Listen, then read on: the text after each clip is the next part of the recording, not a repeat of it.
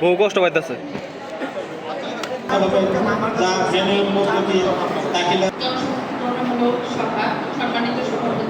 আমি একজন স্বাধীনতার সৈনিক। আমি শহীদ রাষ্ট্রপতি জিয়াউর রহমানের সঙ্গে যুদ্ধ করেছি। এটা আমার একটা অহংকার। আমার একজন সঙ্গী, সে অফিসার ছিল, আমি সিপাহি ছিলাম। আমি কিন্তু বাস্তব জন্য সেনাবাহিনীর চাকরি ছেড়ে দিয়ে পড়াশোনা করেছি। দেশে স্বাধীনতা সংগ্রামে 30 লক্ষ লোক শাহাদাত বরণ করেছে। আমি একজন স্বাধীনতার সৈনিক। আমি শহীদ রাষ্ট্রপতি জিয়াউর রহমানের সঙ্গে যুদ্ধ করেছি। আমি খুশি হই তা আপনাদের সঙ্গে দেখা হবে।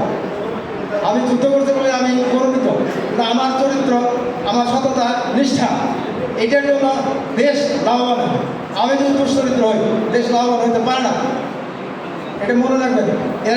এমন একটা জিনিস সম্পদ, এই সম্পদকে কেউ ধ্বংস করবেন না, এটাকে রক্ষা করার চেষ্টা করবেন।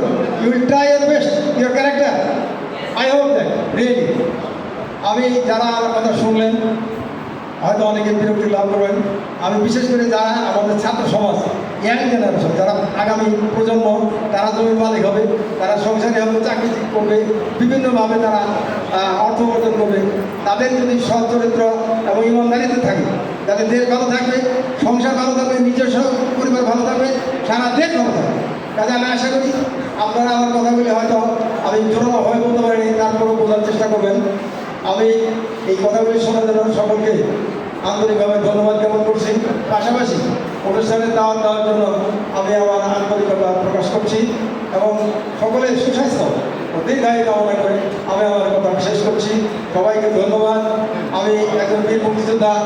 একটা কথা আমি বলে দিই আপনাদের কাছে, আমি যখন স্বাধীনতার যুদ্ধ করি, এই সময় যুদ্ধের কিছু কথা বলেই না হয়, সেটা বলা আমার প্রয়োজন। আমি দেশের একটা বিশেষ সময় এই কথাটা বলে যেতে চাই। আপনারা ধৈর্য সহকারে এই 3টা কথা আমার শুনবেন। একটা কথা হলো, আমি যুদ্ধে অংশগ্রহণ করেছি।